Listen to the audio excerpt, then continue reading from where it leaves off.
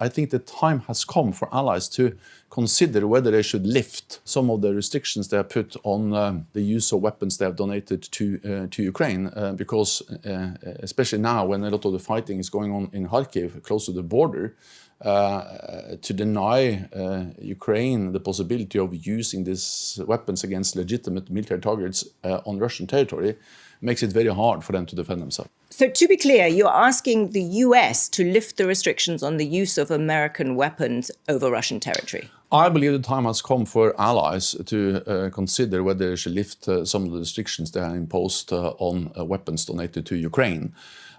Because we need to remember what this is. This is a war of aggression by Russia against Ukraine. Ukraine has the right to defend themselves, and that includes also striking targets on Russian territory. Some allies have already lifted those restrictions, allowing to use their weapons against military targets in Ukraine, and I believe the time has come for other allies to consider this. The UK has effectively lifted the restrictions, and it is the US that's really the single most important one. I think what we see now demonstrates the need to reconsider those restrictions, not least because we have fighting going on along the border between Russia and Ukraine, especially in the Kharkov region, where the front line and the borderline is more or less the same.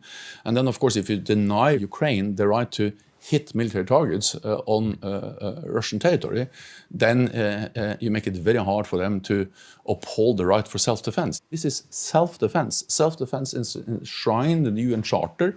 It's legal, it's legitimate, and we are helping Ukraine with upholding that right, and that should include the ability to also strike targets on Russian territory when there are military legitimate targets we're talking about.